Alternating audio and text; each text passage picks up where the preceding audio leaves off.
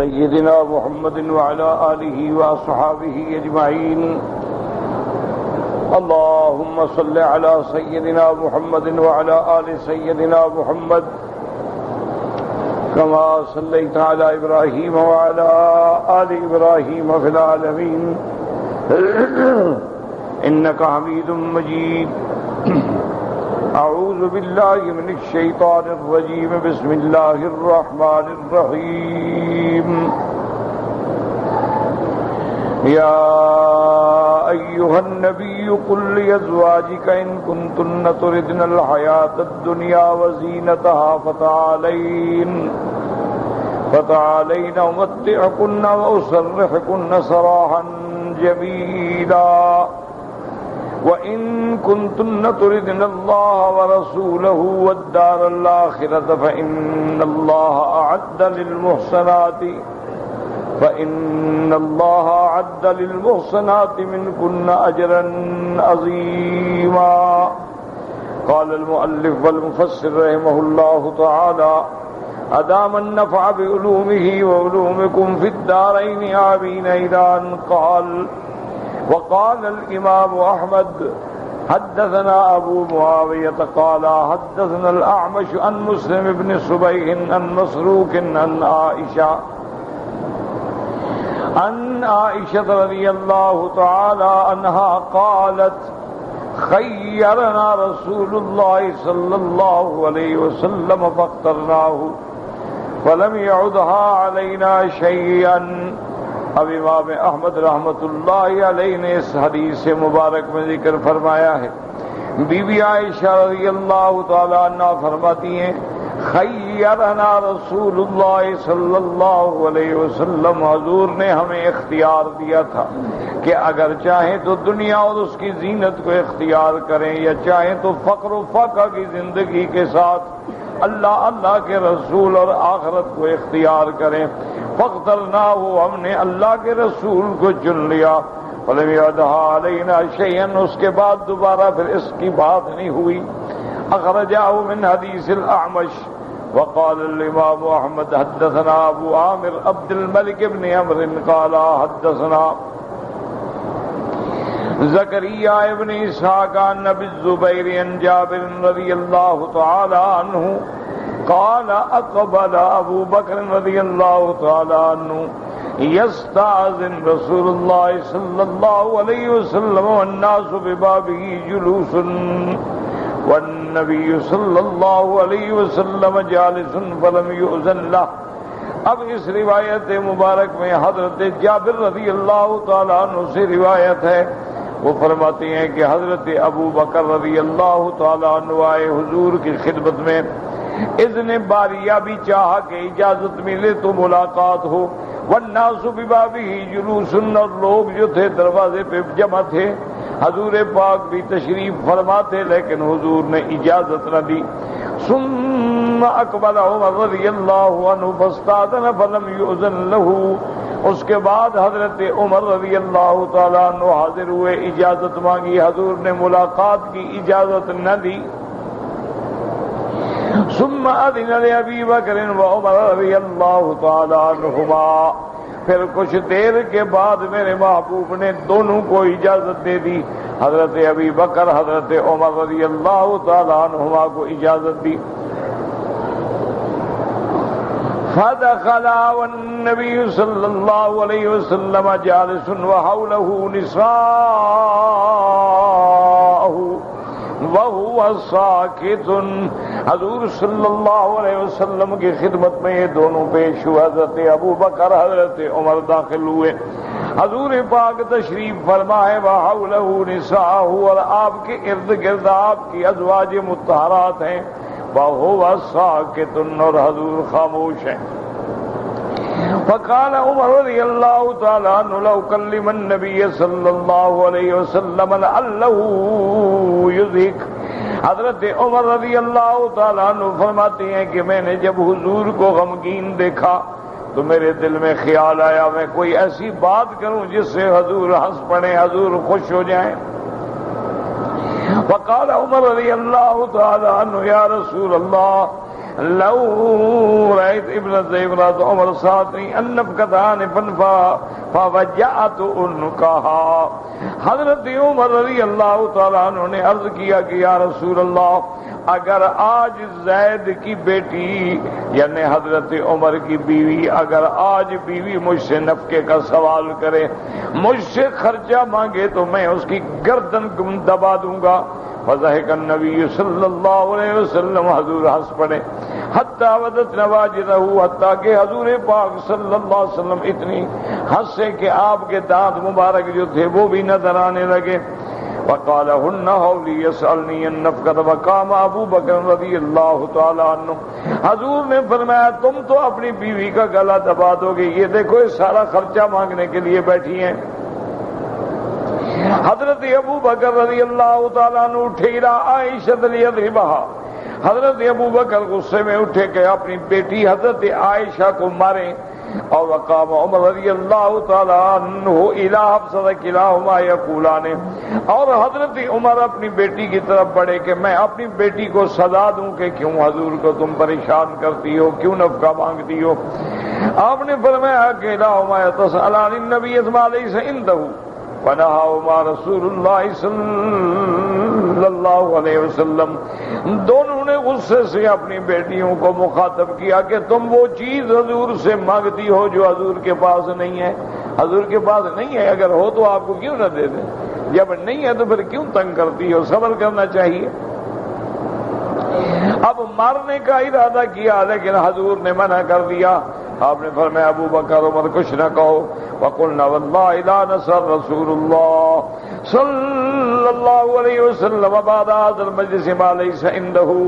اور تمام بیویوں نے متفق ہو کے کہا کہ ابو بکر عمر ہمیں اللہ کی قسم ہے اس ملاقات کے بعد ہم پھر کبھی حضور کو تنگ نہیں کریں گے، کبھی سوال نہیں کریں گے، کبھی پریشان نہیں کریں گے. وہاں اس کے بعد فرماتی ہیں کہ فانزل اللہ عز وجل الخيار.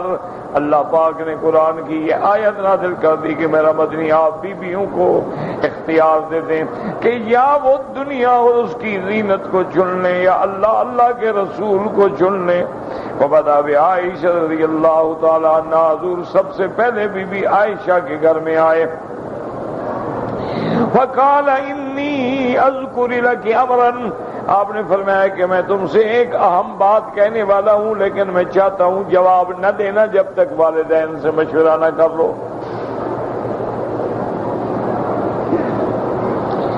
ما احب ان تاجلی فی حتی تستعمری ابویک. قالت وما هو؟ قال مطلع علیہا یا ایہا النبی قل لازواجک لایا. قالت عائشہ رضی اللہ عنہا افیک استعمر ابویا، کہ یا رسول اللہ میں آپ کے بارے میں اپنے والدین سے کیا پوچھوں گی. بل اختار اللہ تعالیٰ و رسولہ، میں نے اللہ کے رسول کو چن لیا. وَأَسْأَلُكَ أَلَّا تَذْكُرَ لِإِمْرَأَةٍ مِّن نِّسَائِكَ مَا اخْتَرْتُ. اور حضور میں یہ چاہتی ہوں کہ آپ باقی بیویوں کو یہ نہ بتائیں کہ میں نے کیا جواب دیا ہے. وقال ان اللہ تعالی لم یبعثنی معنفا ولكن بعثنی معلما میسرا. حضور نے فرمایا عائشہ کیا کہتی ہو، اللہ پاک نے مجھے سخت روح نہیں بنایا، اللہ نے مجھے تعلیم دینے والا، مجھے آسانی دینے والا بنا کے، رحمت بنا کے بھیجا ہے. لا تسألنی، اس کے بعد فقال لا تسألنی امرأة منہن اما اخترت الا اخبرتها. اگر کسی بیوی نے مجھ سے یہ پوچھا کہ بی بی عائشہ کا کیا جواب ہے تو میں ہر صورت بتاؤں گا، اگر انہوں نے نہ پوچھا تو میں نہیں بتاؤں گا. انفرد باخراجی مسلم دون البخاری ورواہ والنسائی من حدیث زکریا ابن اسحاق المکی بھی. وقال عبداللہ ابن الامام احمد، یہ امام احمد کے بیٹے ہیں حضرت عبداللہ. حدثنا شریح ابن یونس قال حدثني علی ابن حاشم ابن البرید عن محمد ابن عبید اللہ ابن علی ابن ابی رافع عن عثمان ابن علی ابن الحسین عن ابیہ. اب یہ حضرت عثمان جو ہیں یہ حضرت علی کے بیٹے ہیں اور حضرت علی جو ہیں یہ حضرت حسین کے بیٹے ہیں. یعنی اندازہ کریں کہ ان کا اتنا پیار تھا کہ اپنی اولادوں کا نام عثمان رکھتے تھے.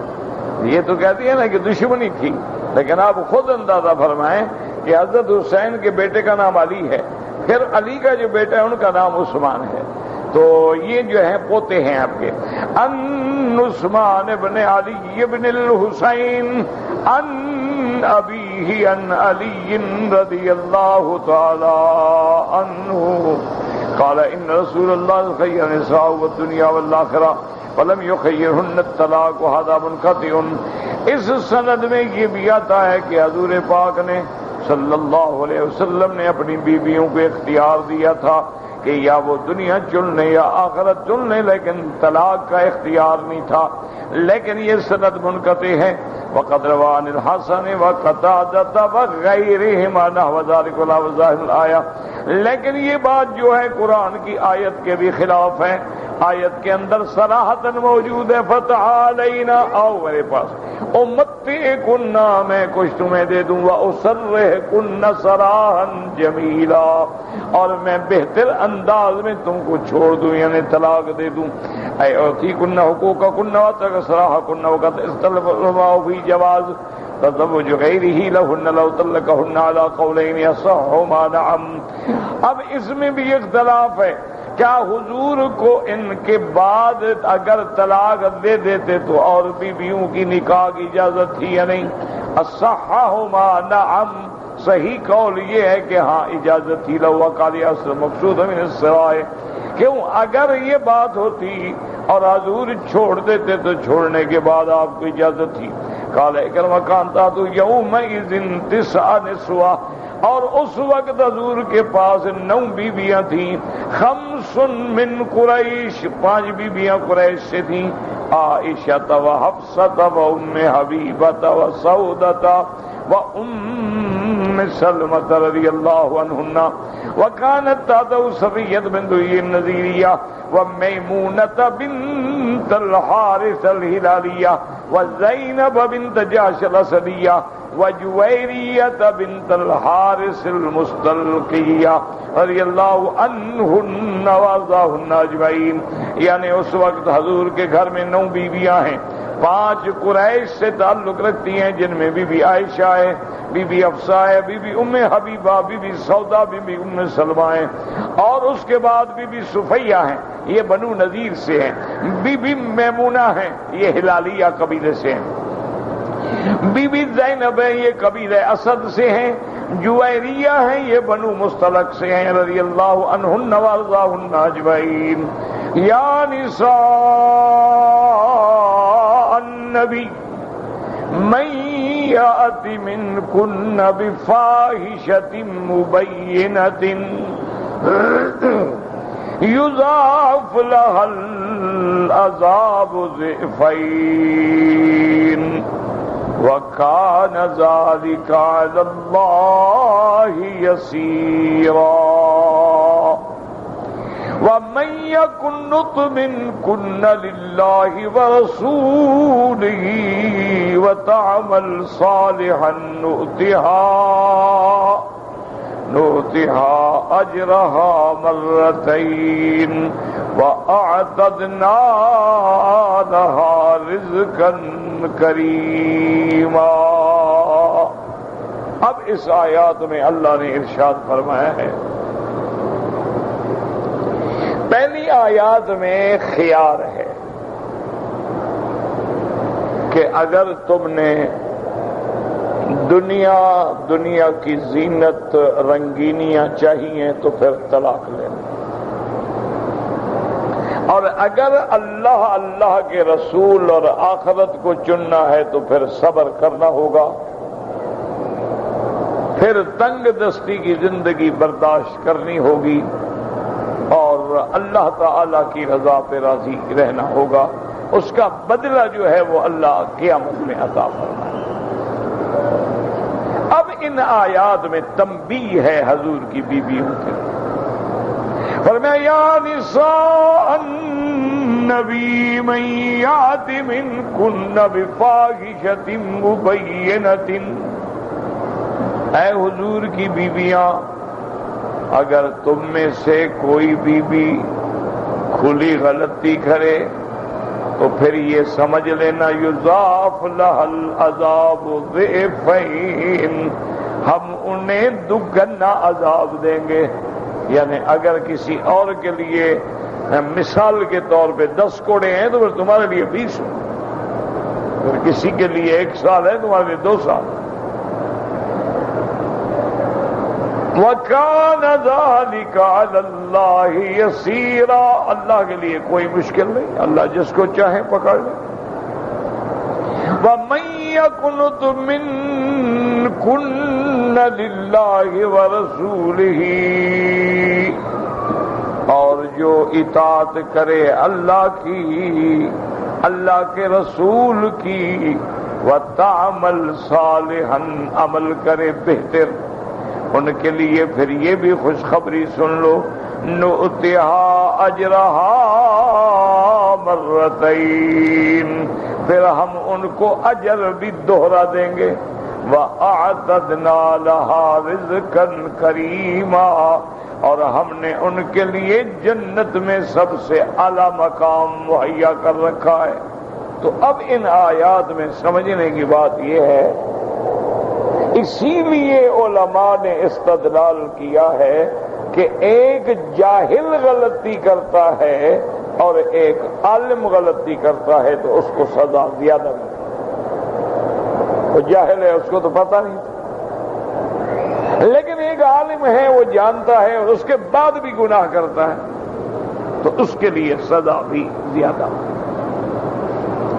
کیونکہ اللہ کے نبی کے گھر میں رہنا، نبی کے بستر پہ آنا، نبی کی ازواج بن کے بیوت رسول میں رہنا کوئی معمولی اعزاز تو نہیں ہے نا، کہ جن کے گھر میں وحی آتی ہو، جبریل آتا ہو، علم آتا ہو۔ تو اللہ نے فرمایا کہ اگر تم کوئی غلطی کرو گے تو پھر تمہیں دگنا عذاب،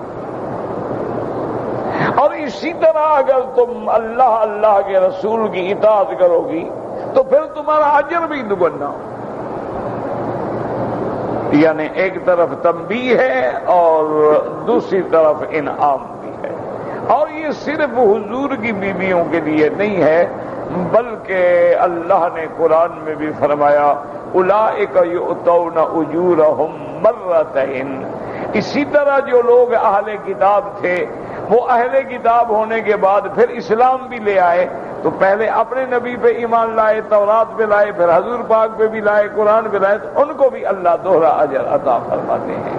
تو اسی لیے ان آیات میں آیا، لیکن جو مشکل بات ہے وہ یہ ہے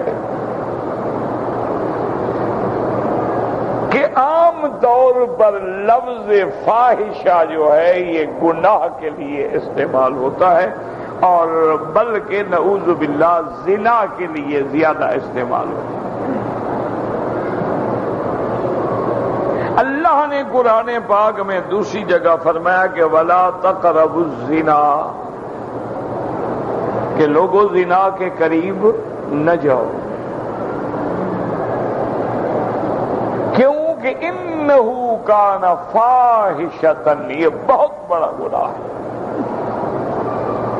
اس لیے زنا کے قریب ہی نہ جاؤ۔ کیا مانا؟ مقصد ہے کہ کسی غیر محرم عورت سے بات ہی نہ کرو، ملو ہی نہیں، الگ بیٹھو ہی نہیں، خود بخود بچ جاؤ گے۔ کسی غیر محرم عورت سے رابطہ بھی نہ رکھو، سامنے آ جائے نظر جھکا لو، کوئی بات کرے مختصر جواب دے کے چلے جاؤ تو امکان ہی ختم ہو جائے۔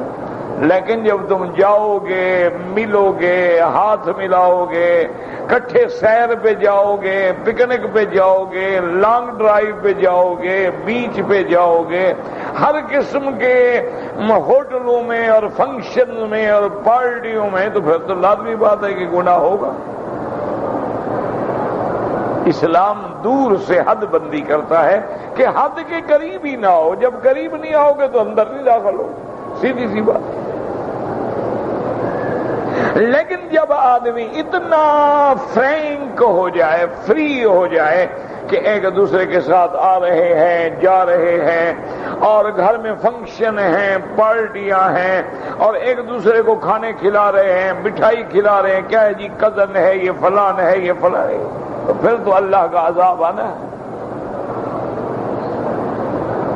پھر تو بڑے سے بڑا آدمی بھی اپنے آپ پہ قابو نہیں رکھ سکتا، چونکہ انسان ہے۔ اور یہ تو پھر قاعدہ ہے نا کہ آگ اور کپاس قریب ہو تو صرف چنگاری پہنچنے کی دیر ہے، پھر آگ لگنے میں کتنی دیر لگتی ہے؟ تو اس لیے قرآن کہتا ہے کہ زنا کے قریب ہی نہ جاؤ۔ تو جب آدمی کسی غیر عورت سے ہاتھ ملانے سے بھی ڈرے گا، زنا کیا کرے گا؟ جب کوئی آدمی کسی غیر محرم عورت پہ نظر بھی نہیں ڈالے گا تو زنا کیسے ہوگا؟ جب کوئی غیر محرم عورت کسی اجنبی سے بات ہی نہیں کرے گی، اپنے گھر کے باہر ہی نہیں نکلے گی، اگر ضرورت ہوگی تو محرم کے ساتھ باہر نکلے گی، کون جرأت کرے گا؟ اب ہماری تعلیم بھی مخلوط ہوتی ہے، کالج بھی مخلوط ہیں، یونیورسٹیاں بھی مخلوط ہیں، میڈیکل کالج بھی مخلوط ہیں، ہر قسم کے کالج مخلوط ہیں، لڑکیاں بھی ہیں لڑکے بھی ہیں، اور کہتے ہیں جی حضرت یہ اصل تو جی بس دل ٹھیک ہو۔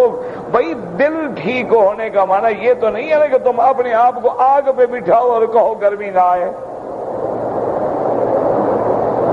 یہ کون سی بات ہے کہ کسی کو سمندر میں دھکا دے کے پھینک دو اور کہو کہ دامن تر مکن ہوشیار، بات خیال کرنا کپڑے نہ بھیگیں دوبارہ؟ یہ کون سی بات ہے؟ جب ایک نوجوان لڑکی ہے، نوجوان لڑکا ہے، دونوں کے جذبات ہیں، دونوں میں اللہ پاک نے قوات شہوانیہ رکھی ہیں، قوات غضبیہ رکھی ہیں، جیسے اللہ تبارک و تعالی نے دیگر قوتیں رکھے، یہ بھی قوات ہے، تو لازمی بات ہے۔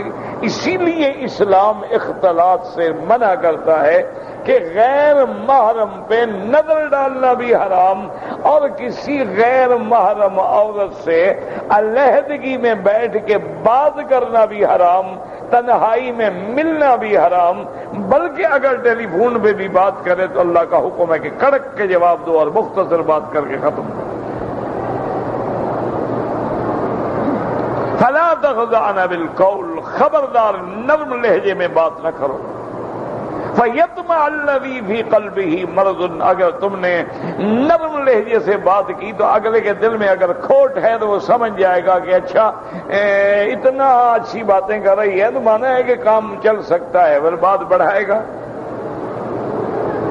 اور اگر کڑک کے جواب دے کہ یار چھوڑو کو بتائی بد اخلاق عورت ہے کیا ہے، تو خود بہت ٹل جائے گا، جان چھوٹ گئی۔ اسلام تو عام طور پہ لفظ فاحشہ جو ہے زنا کے معنی میں، لواطت کے معنی میں استعمال ہوتا ہے، جیسے کہ سیدنا لوط علیہ السلام کی قوم جب اس بدبختی میں مبتلا ہو گئی، لڑکوں سے بدفعلی میں مبتلا ہو گئی، تو حضرت لوط علیہ السلام نے کہا انکم لتاتون الفاحشۃ ما سبقکم بہا احد من العالمین۔ آپ نے فرمایا بدبختو تم ایک ایسا گناہ کرتے ہو کہ کائنات میں اس سے تم سے پہلے یہ گناہ کبھی کسی نے کیا ہی نہیں۔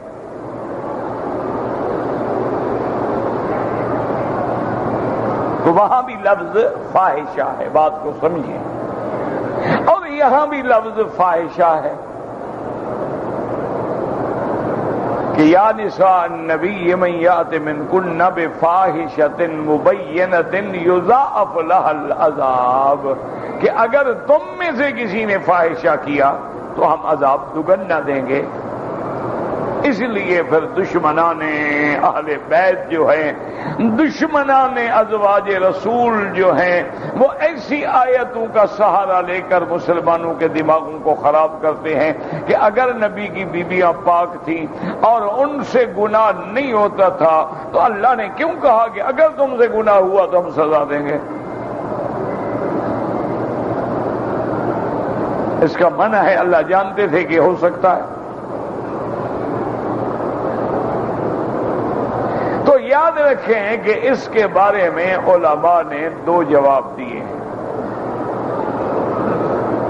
ایک جواب تو یہ ہے کہ یہ بات بطور تنبیہ کے، بطور تحدید کے، بطور تحذیر کے کہی جاتی ہے، ضروری نہیں ہوتا کہ واقع ہو۔ یعنی جیسے کسی کو تنبیہ کی جاتی ہے اور مقصد اس کا تحذیر ہوتا ہے، تخویف ہوتا ہے، اس کا واقع ہونا ضروری نہیں ہوتا. جیسے قرآن میں ہے وَلَقَدْ أُوحِيَ إِلَيْكَ وَإِلَى الَّذِينَ مِن قَبْلِكَ، اللہ نے فرمایا میرا مدنی ہم نے آپ کی طرف بھی وحی کی، آپ سے پہلے انبیاء کی طرف بھی وحی کی. لَإِنْ أَشْرَكْتَ لَيَحْبِطَنَّ عَمَلُكَ، اگر آپ نے شرک کیا تو آپ کے عمل بھی ہم برباد کر دیں گے. اب اللہ کا نبی تو شرک سے پاک ہے، اللہ کا نبی تو ہر گناہ سے پاک ہے. شرک تو بڑی بلا چیز ہے. اللہ کے نبی تو گناہوں سے بھی پاک ہے، وہ تو معصوم ہے. لیکن یہ فرض ہے کہ میرا مدنی شرک ایسی بلا ہے کہ خدا نہ کرے اگر آپ بھی کریں آپ کے بھی عمل برباد ہو جائے. تو یہ ایک تنبیہ ہے، خطاب نبی کو ہے اور مقصود امت کو ڈرانا ہے کہ شرک ایسی بلا ہے کہ اگر نبی سے بھی ہو تو اس کے عمل برباد ہو جاتے ہیں، تو ہمارا کیا بچے گا؟ تو اب یہ تو ضروری نہیں کہ نبی سے شرک ہو، اللہ کے نبی تو پاک ہیں. تو اس لیے علماء فرماتے ہیں کہ ان چیزوں کا واقع ہونا ضروری نہیں ہوتا، یہ محض تنبیہ ہوتی ہے.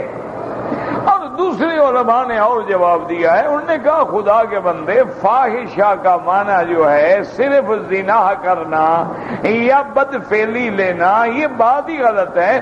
فاحشہ کا معنی فحش قول بھی تو ہے، ایک آدمی بد زبانی کرتا ہے، یہ فحش ہے.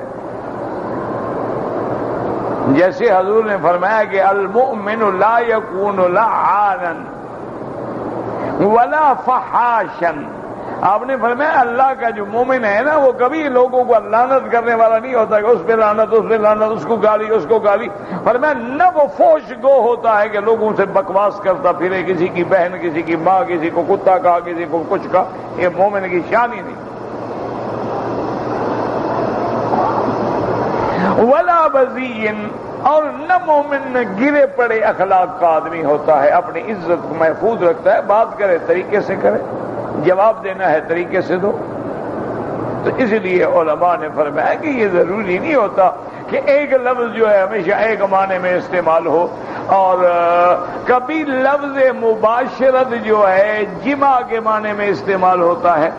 جیسے اللہ نے فرمایا وَلَا تُبَاشِرُوهُنَّ وَأَنْتُمْ عَاكِفُونَ فِي الْمَسَاجِدِ، اگر تم اعتکاف کی حالت میں ہو تو اب اپنی بیوی سے مباشرت کرنا رات کو بھی ناجائز ہے. یعنی رمضان میں آدمی میاں بیوی رات کو تو مل سکتے ہیں، لیکن جب بندہ مسجد میں اعتکاف بیٹھ گیا تو اب رات کا ملنا بھی منع ہو گیا. تو مباشرت پہ معنی جمع ہے.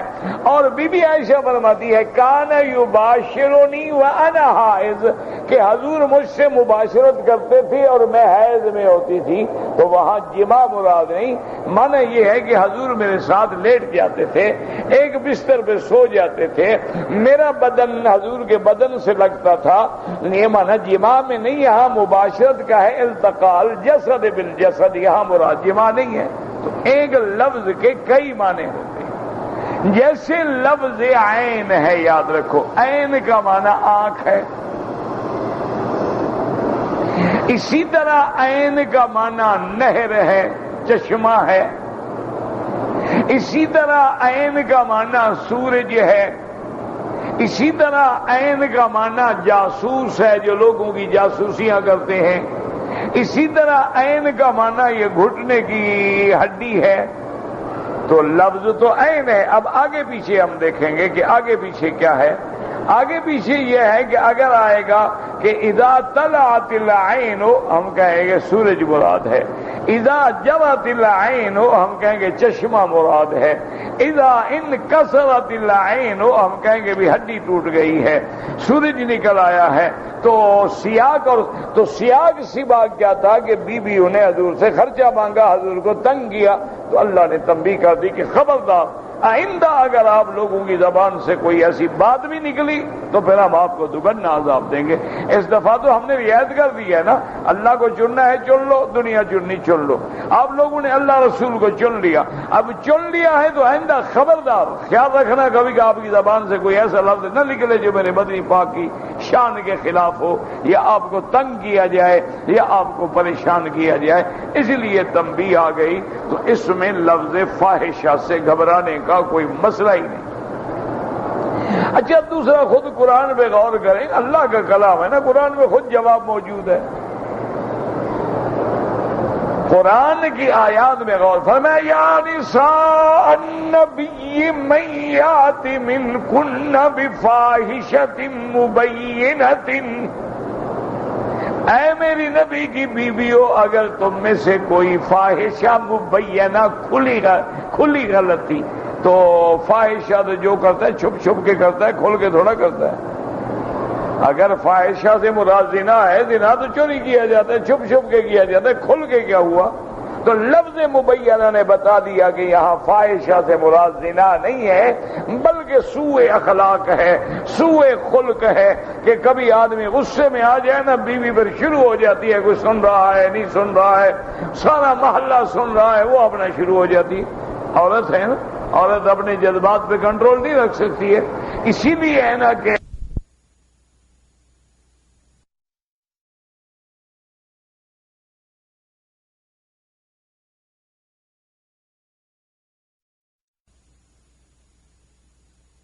بھلائی کرو، انہن یکفرن العشیرہ، آخر میں ایک دن غصے میں کہہ دے گی کہ تم نے میرے لیے کیا کیا ہے؟ بھئی یہ گھر ہے، تم نے اپنی اولاد کے لیے بنایا ہے، یہ میں نے تمہیں لاکھوں کے زیور دیے ہوں گے، تم نے اپنی عزت رکھنے کے لیے دیے، میرے لیے تم نے کیا کیا؟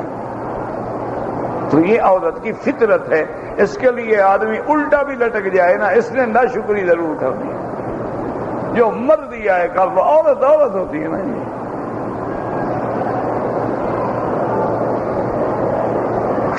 ایک بزرگ گزرے ہیں، حضرت تھانوی کے خلفاء میں سے تھے، اپنے نام میرے دماغ میں، بڑے اللہ والے آدمی تھے اور بڑے فقیر آدمی، بڑے سیدھے آدمی۔ کسی نے آگے کہا کہ حضرت مجھے بیوی بڑا ستاتی ہے، مہربانی کریں، کوئی تعویذ دیں، کوئی وظیفہ دیں، کوئی پڑھنے کے لیے بتائیں۔ فرمایا بھائی تم یوسف جیسے خوبصورت بھی نہیں ہو، اگر یوسف کو جیل بھجوا سکتی ہے تو تم کوئی اوپر سے اترے ہو۔ بڑے آرام سے کہا کہ بھائی کیا شکایت کرتے ہو میاں، تم یوسف جیسے بڑا خوبصورت ہو؟ انہوں نے کہا جی نہیں۔ انہوں نے کہا اتنے خوبصورت بندہ ہو پاک، اس کو عورت جیل بھجوا دیتی ہے، تمہیں تو صرف گالیاں دیتی ہے نا، صبر کرو۔ میں صبر کرو، خیر میں رہے، کوئی ایسی بات نہیں، برداشت کرو۔ انہوں نے کہا خود یوسف کو بلا رہی ہے، خود دروازے بند کر رہی ہے، خود دعوت گناہ دے رہی ہے، خود ڈورے ڈال رہی ہے، لیکن یوسف جان بچا کے بھاگتا ہے، اور سامنے جب خاوند آتا ہے کہتی ہے ما جزاء من اراد باہلک سوءا، تمہارے گھر کے ساتھ اس نے برا ارادہ کیا، الا ان یسجن او عذاب الیم، اس کو قید میں ڈالو، اس کو کوڑے مارو۔ اچھا آگے وہ گورنر صاحب بھی کچھ زن مرید تھے نا،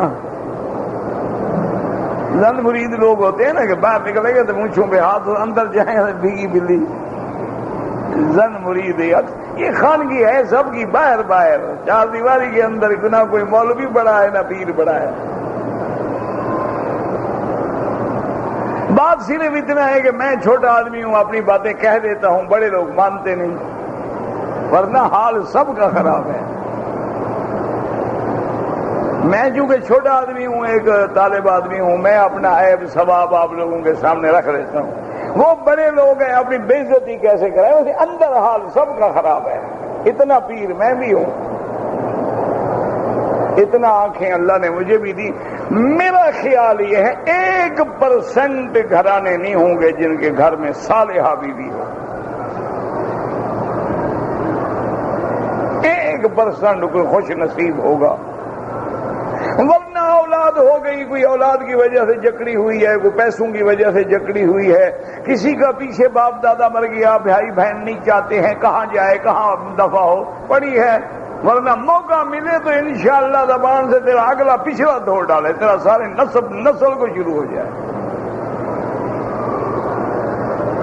تو انہوں نے فرمایا خدا کے بندے، اب یوسف علیہ السلام جیسے بندے کو، اللہ کے نبی کو، جس کو اللہ نے آدھا جمال دیا ہے، اس کو بھی جیل بھجوا دیا، تمہیں تو صرف گالیاں دیتی ہے، صبر کرو۔ میں کہا، انہوں نے کہا طویل کی کیا ضرورت، طویل چلتا تو پھر یوسف کا نہ چل جاتا۔ اب نبی کی بات بھی وہاں ان کو بھی برداشت کرنی پڑی، تم بھی برداشت کرو، یہ کام ہی ایسا ہے۔ اسی لیے حضور نے فرمایا ناقصات العقل والدین، اس معنی تھوڑا ہوتا ہے کہ عقل نہ، معنی یہی ہے کہ ناقصات الدین بھی ہے اور ناقصات العقل بھی ہے۔ یہ اتنی عجیب جانور ہے عورت کہ اپنے یعنی بادشاہ شوہر کو چھوڑ کے ٹانگے والے سے تعلق رکھ رہی ہے۔ خاوند 14ویں کا چاند ہو، اس سے تعلق ہوگا، جو کالا بجنگ ہو اس سے تعلق بنا۔ عورت کا کوئی پتہ نہیں ہوتا ہے، عورت کی فطرت پہ کبھی بھروسہ نہ کرنا۔ اسی لیے ایک بزرگ تھے، میرے والد کے بھی شاید استاد تھے، ان کی عمر مبارک 90 سال تھی۔ اس زمانے میں بھی کوئی عورت آتی نا بات کہنے کے لیے، پہلے حکم تھا کہ جب تک میرے ساتھ 2-3 شاگرد نہ بیٹھے ہوں کسی عورت کو اندر آنے کی اجازت نہیں۔ اور لوگوں نے کہا حضرت 90 سال عمر ہو گئی، لکڑی پہ ڈرتے، اب کیا ڈر ہے آپ کو؟ عورتوں نے فرمایا کیا پتا ہے شیطان بڑھاپے میں بھی گناہ کروا دے، وہ ضروری ہے گناہ بری نظر بھی ڈال دی تو گناہ تو ہو گیا نا۔ دل میں گندا خیال آ گیا، اسی گندے خیال سے میں نے بات کر لی تو گناہ تو ہو گیا۔ اس لیے بہرحال ہر حال سے بچا کریں، ان کیدکن عظیم، جیسے کہا تھا نا کہ تمہارا مکر بہت بڑا ہے، اس میں کوئی شبہ نہیں ہے۔ اس لیے تجربہ کار لوگ کہتے ہیں کہ سانپ کا ڈسا ہوا بچ جاتا ہے لیکن عورت کا ڈسا ہوا نہیں بچتا۔ کیوں؟ وجہ سانپ اگر لڑے گا، ایک بندے کو لڑے گا نا، مر گیا، جان چھوٹ گئی۔ عورت اگر زنا کرے، خاندان کے خاندان برباد ہو گئے نا۔ جب لڑائیاں ہو جائیں گی تو کیا ہوگا؟ ادھر بھی قتل ادھر بھی قتل، وہ تو سب کو لے ڈوبی نا۔ تو سانپ تو ایک بندے کو مارے گا، یہ بدبخت تو قوم کی قوم برباد دیتی ہے۔ یہ ایسی بلا ہوتی ہے، آپ دیکھیں نا قبائل میں عورت سے لڑائی شروع ہوئی، سینکڑوں ادھر مر گئے، سینکڑوں ادھر مر گئے، اور جھگڑا ابھی باقی ہے۔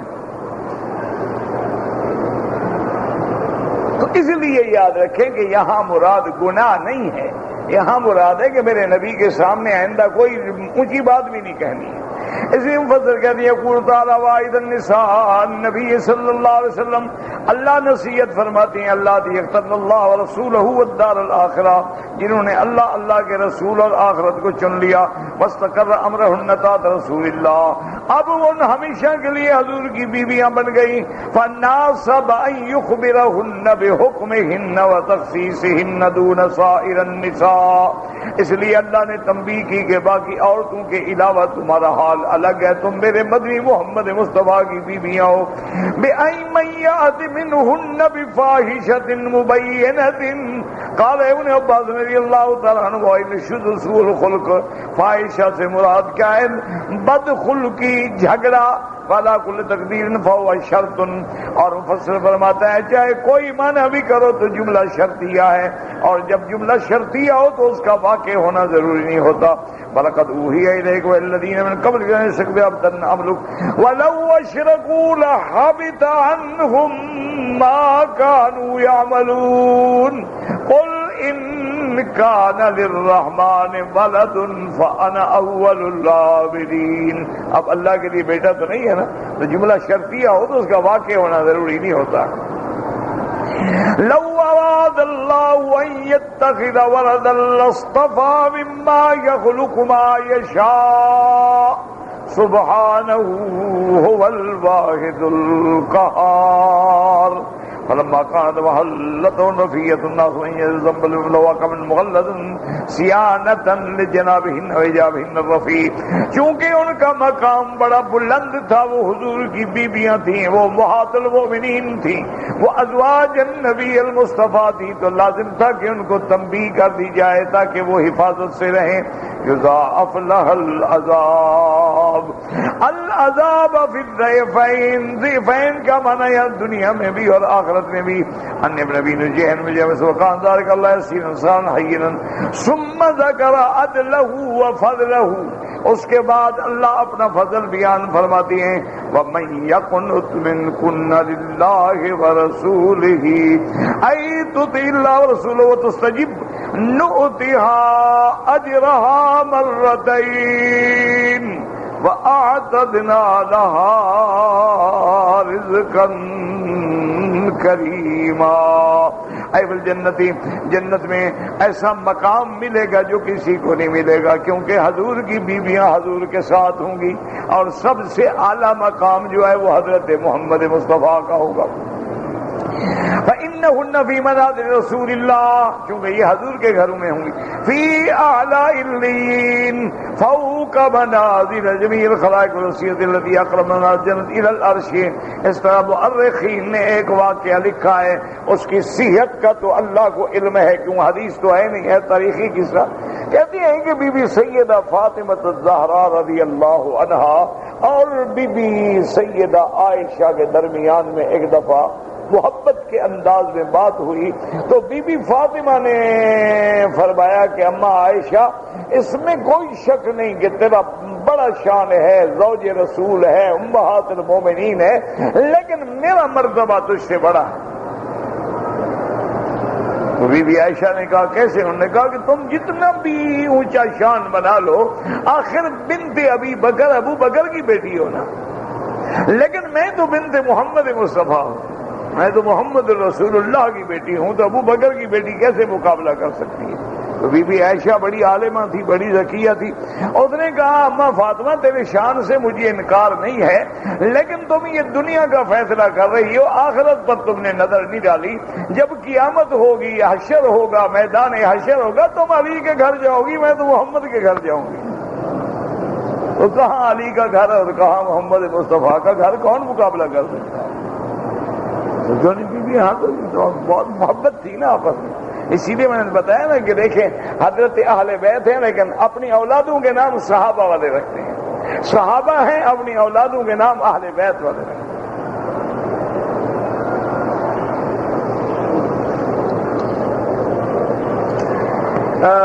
کہتے جی ہمیں آپ کے لیے خالص اللہ کے لیے محبت ہے، اللہ آپ کو جزائے خیر دے.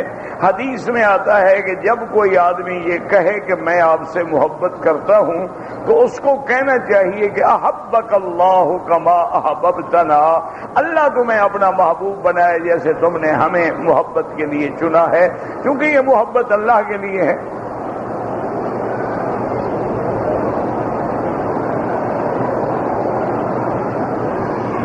لیکن محبت اللہ کے لیے رکھنا اور خالص ہو. وہ ایک قصہ مشہور ہے نا اخباروں میں کہ ایک دفعہ بھٹو صاحب نے، اللہ رحمت کرے، فوت ہو گئے بیچارے، شورش کے ساتھ بات ہوئی. شورش بھی فوت ہو گیا، آقا شورش کاشمیری بھی فوت ہو گیا، بھٹو بھی فوت ہو گیا. تو انہوں نے کہا کہ آقا صاحب آپ میرے بھائی ہیں. تو شورش ہنس پڑا، کہنے لگا یوسف کا بھائی نہ بننا، اس نے بھی کنویں میں ڈالا تھا. میں کہا بھائی تو بنا رہے ہو، کہیں یوسف کے بھائی نہ بن جانا، لوگ جیل میں ڈالتے ہیں تم کنویں میں قید کرو. تو دونوں ہنس پڑے. یہ تو ہوتے رہتے ہیں مکالمے. بہرحال آپ کی مہربانی، اللہ آپ کو جزائے خیر دے. اگر والدین فوت ہو گئے ان کے لیے عمرہ کرو، ان کے لیے حج کرو، ان کے لیے صدقہ خیرات کرو، ان کے لیے مسجد میں کتابیں خرید کے رکھو، قرآن خرید کے رکھو. اگر زیادہ پیسے نہ ہیں وہ کوئی وضو کی جگہ بنا دو، کوئی حمام بنا دو، لوگوں کے لیے استنجا خانہ بنا دو، وہاں کو لوٹے رکھ لو تاکہ جب تک استعمال ہوتے رہیں تیرے والدین کو ثواب ملے. ضروری نہیں ہوتا کہ آدمی کروڑوں روپے لگائے مسجد بنائے. آپ کو اللہ نے 1000 دیا وہ لگاؤ، کسی کو اللہ نے 5 روپے دیے وہ لگاؤ. حضور نے فرمایا کچھ بھی نہیں دیا تو ایک دوسرے کو ہنس کے مل لیا کرو، اس کا بھی اللہ صدقہ کا ثواب دیں گے.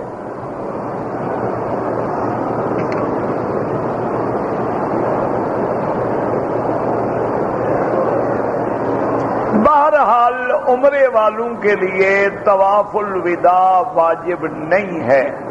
اگر عورتوں نے آج کر لیا ہے کل جائیں گی کوئی حرج نہیں.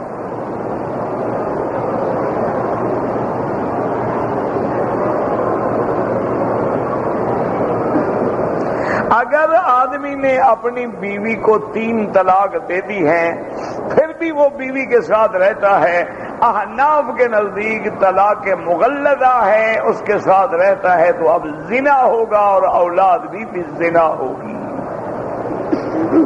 بہرحال اگر اس نے بچنا ہے تو کسی علماء اہل حدیث کے پاس تو کوئی گنجائش ہے، لیکن باقی کسی مسلک میں گنجائش نہیں.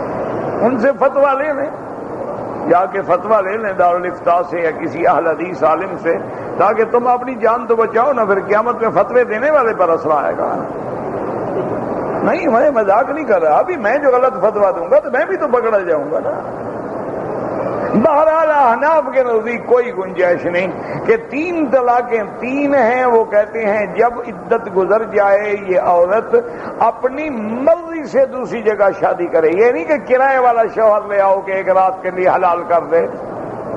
اس پہ اللہ کے نبی نے لعنت بھیجی ہے، لعن اللہ المحلل والمحلل له، کہ تم عورتوں کو حلال کرنے کے لیے پیدا ہوئے کو بودلک ہو تم.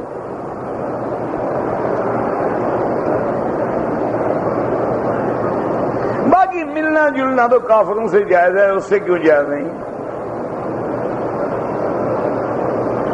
اگر عورت کے بدن پہ ہاتھ لگ جائے وضو ٹوٹ جاتا ہے؟ نہیں ٹوٹتا، صرف امام شافعی رحمت اللہ علیہ کے مسلک میں ٹوٹ جاتا ہے. اسی لیے آپ نے دیکھا نا انڈونیشیا والے ہاتھوں پہ کپڑا چڑھاتے ہیں، دستانے چڑھاتے ہیں تاکہ ہاتھ نہ لگ جائے. انسان طواف میں چلتے چلتے لگ جاتا ہے.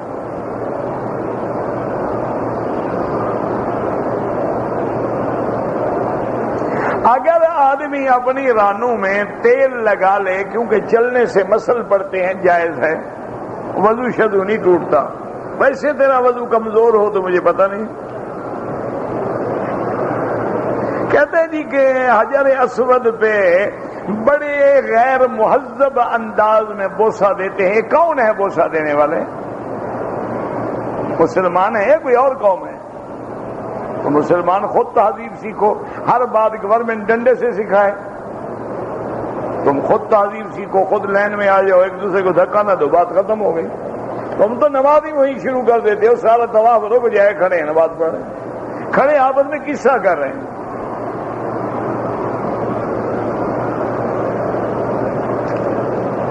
کعبہ شریف کے ارد گرد چھتریاں لگا دیں خالی جگہ پہ. میرے بھائی بادشاہ نے آرڈر کر دیا ہے کہ ایک تو سارا حرم ایئر کنڈیشن ہو جائے گا، اور دوسرا خالی مقامات پہ ابھی کمیٹیاں بحث کر رہی ہیں کہ کیا شیشے کی چھت ڈال کے طواف ڈبل کر دیا جائے یا چھتریاں لگا دی جائیں. تو بہرحال ان کو آپ سے زیادہ فکر ہے. یہاں کا شکر ہے اللہ کا کہ خادم الحرمین، حرمین الشریفین ہوں، گورنر مکہ ہو، ہمارے جتنی رائل فیملی ہے، ان کے دلوں میں اللہ نے حرمین کی خدمت کا جذبہ رکھا ہے.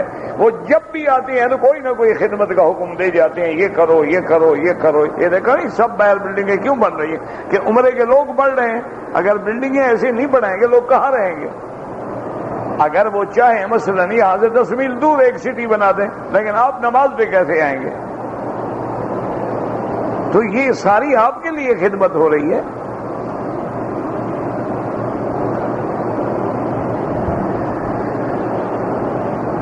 اولاد نہیں ہو رہی، میں نے منت مانی ہے کہ اگر اللہ اولاد دے تو حافظہ بناؤں گی. اچھی بات ہے، یہ منت جائز ہے، کوئی منع نہیں ہے. لیکن اولاد کے لیے آج کل میڈیکل سائنس بہت ترقی کر چکی ہے. پہلے میاں بیوی اپنا چیک اپ کرائیں، اگر جسم میں نقص ہے اس کا علاج کرائیں. بعض اوقات نقص مرد میں ہوتا ہے اور ساری زندگی تانا عورت کو ملتا رہتا ہے. اور اگر عورت میں نقص ہے عورت علاج کرائے. آج کل تو بڑا ایڈوانس علاج ہے، کوئی مشکل ہی نہیں رہی یہ بات، کوئی مسئلہ ہی نہیں رہا. آپ علاج بھی کروائیں اور اس کے بعد کثرت سے استغفر اللہ روزانہ 1000 2000 3000 جتنا پڑھ سکو.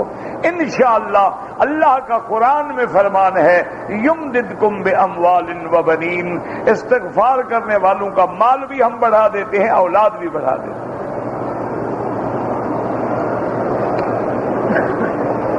سفید داڑھی کو مہندی لگانا بالکل سنت ہے. حضور نے فرمایا غیر الشیب ولو بشیء، اپنی سفیدی کو کسی رنگ سے بدلا کرو، صرف کالا نہ لگاؤ، باقی جو مرضی ہے لگاؤ. نزدیک بھی 3 طلاق ہے. صرف بعض علماء اہل حدیث حضرات ہیں، اللہ جو فوت ہو گئے ان پہ رحمت فرمائیں، اور جو زندہ ہے ان کی تحقیق یہ ہے کہ اگر ایک مجلس میں بیک وقت اس نے 3 طلاق دی ہے تو گویا 1 شمار ہوگی. یہ صرف علماء اہل حدیث کی ایک جماعت کا یہ تحقیق ہے، اللہ ان پہ رحمتیں فرمائے. ورنہ تو شافعی مالکی حنبلی سب کہتے ہیں 3 ہے. حنابلہ نماز جنازے میں درود پڑھتے ہیں، بالکل پڑھتے ہیں، بلکہ ان کے نزدیک، تمہارے نزدیک تو درود نہ پڑھو نماز ہو جاتی ہے، ان کے نزدیک درود نہ پڑھو نماز ہی نہیں ہوتی.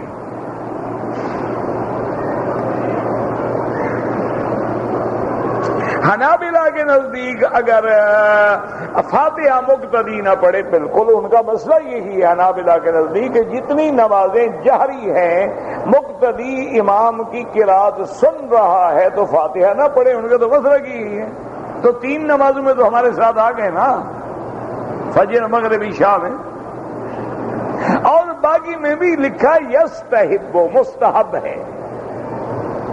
یہ تو ہمارے یہاں لڑائی جھگڑے ہیں کہ بس اللہ ہدایت دے. بس طواف میں بھی دعا قبول ہوتی ہے، ملتزم پہ، مقام ابراہیم پہ، حتیم میں، حج صفا پہ، مروہ پہ. اگر سر منہ ڈالے دوبارہ عمرہ کرے پھر بھی اس طرح پھروائے.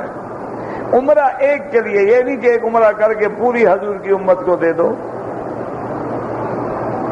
اگر طواف میں وضو ٹوٹ جائے دوبارہ وضو کریں، اور صفا مروہ میں ٹوٹ جائے تو صفا مروہ بغیر وضو کے بھی جائز ہے.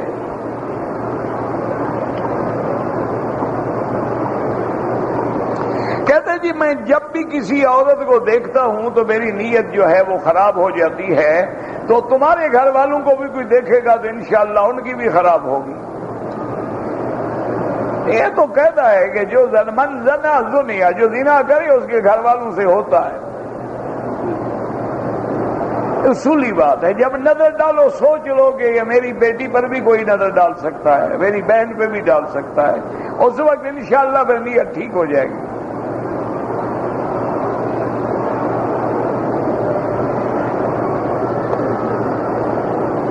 میں نے استاد سے اجازت لیا کہ وضو کرا ہوں، میں نے وضو بھی کیا پھر پانی بھی پی لیا، تو اب رات کے کھانے کی بھی اجازت ہوگی استاد سے کہ استاد کھانا کھاؤں، استاد سو جاؤں، استاد بیوی سے مل لوں.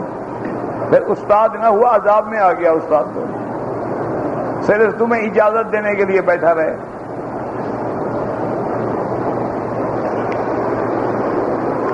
سینہ حجر اسود کی طرف ہو اور بسم اللہ اللہ اکبر وللہ الحمد، یا جیسے چل رہے ہیں 1 سیکنڈ رکیں اور بسم اللہ اللہ اکبر، دونوں طریقے جائز ہیں.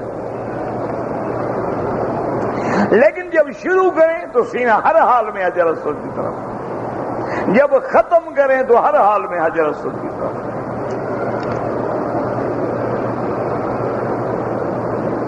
میں نے پہلا عمرہ کیا بال مشین سے کٹوائے، پھر میں نے دوبارہ عمرہ کیا تو بال مشین سے کٹوائے. میرا بھائی بات یہ نہیں، جب دوبارہ عمرہ کیا بال تھے جو مشین میں آ گئے، اگر تھے تو ٹھیک ہے، اگر ویسے مشین پھرتی رہی بال ایک بھی نہیں کٹا، دم پڑ گئی، پھر آپ کو اس طرح پھروانا چاہیے تھا.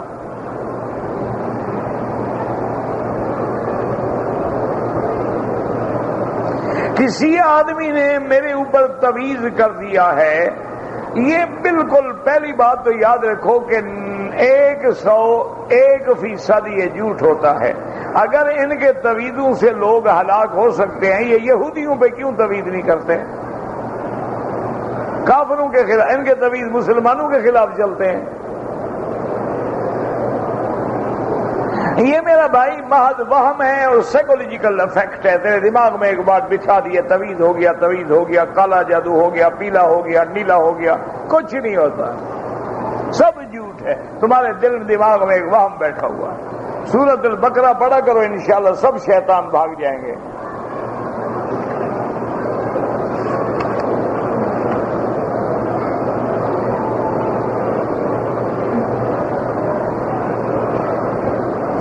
کسی آدمی نے تقلید کو جہالت کہا ہے، ٹھیک ہی تو کہا ہے نا، جاہل تقلید کرے گا، تمہارے جیسا عالم کیوں کرے؟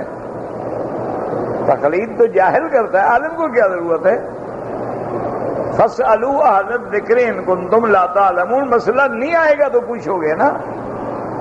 اصولی بات ہے کہ تقلید تو ہم جیسے جاہل کرتے ہیں، پڑھے لکھے لوگ کہاں کرتے ہیں، وہ تو سب کچھ خود سمجھ لیتے ہیں ماشاءاللہ۔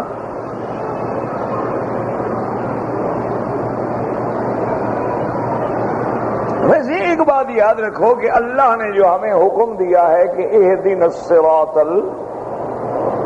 کیا اللہ ہمیں سیدھے رستے کی، آگے کیا صراط الذین انعمت علیہم، یہ ہر پڑھا لکھا دعا مانگے گا یا صرف جاہل مانگیں گے؟ پڑھا لکھا بھی مانگتا ہے۔ اچھا، انعمت علیہم کون لوگ ہیں؟ النبیین والصدیقین والشہداء والصالحین وحسن اولئک رفیقا، تو ان کے بغیر تو گاڑی چلتی نہیں۔ دیکھو نا، اللہ کو اگر نماز کا حکم دینا ہے، حکم دے دیتے بھی اپنے گھر میں نماز پڑھو، ایک امام کے پیچھے دن میں ہمیں 5 دفعہ کیوں کھڑا کیا جاتا ہے؟ کوئی وجہ تو ہوگی کہ ہم سیکھیں گے، جب تک کسی ایک کو بڑا نہیں بنائیں گے گاڑی نہیں چلے گی۔ اب گھر میں باپ ہے، باپ بھی بڑا، بیٹے بھی بڑے، بیوی بھی بڑی، بہن بیٹیاں بھی بڑی، تو گھر برباد ہو جائے گا۔ لازماً کسی کے حکم پہ چلنا ہوگا، کسی کو ماننا ہوگا، جنگ ہو کسی کو امیر بنانا ہوگا، دین ہو کسی کو امیر بنانا ہوگا، کسی کو اپنا ایک قائد مقتدا چننا ہوگا، ہر حال میں، ورنہ کام چلے گا نہیں۔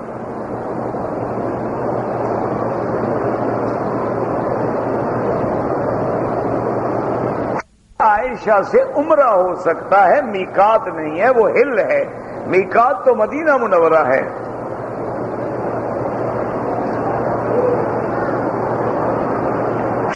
باپ بیٹا مسئلہ میراث جو ہے، آپ جہاں رہتے ہیں وہاں کسی قریبی مدرسے میں جا کر دارالافتاء میں لکھ کے دیں کہ فلاں مر گیا، یہ رشتہ دار چھوڑ گیا، وہ آپ کو بنا دیں گے۔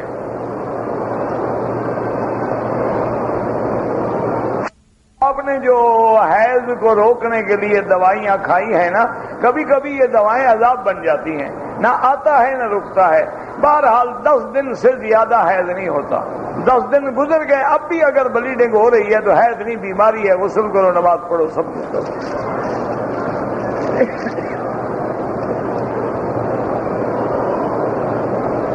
پاکستان میں بہرحال مدینے میں جائیں، نمازیں پڑھیں، بالکل پڑھیں، کوئی منع نہیں۔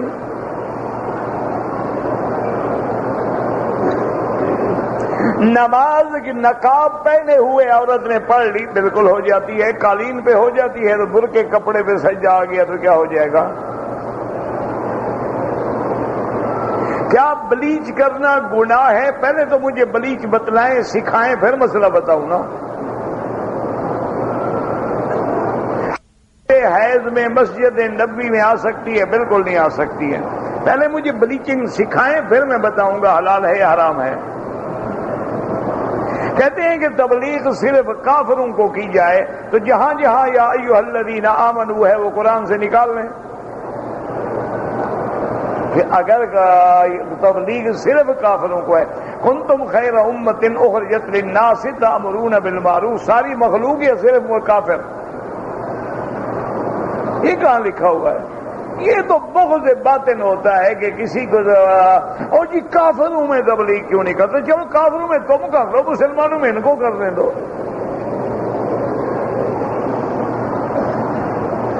دوسری بات یاد رکھو، کافروں سے زیادہ اہم ہے کہ مسلمانوں میں کی جائے۔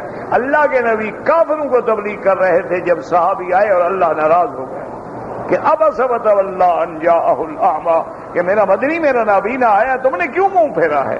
کافر مسلمان ہوتے ہیں ہوں دفع ہوں، نہیں ہوتے نہ ہوں، یہ جو ایمان والا ہے تم پہلے اس کا ایمان بچاؤ۔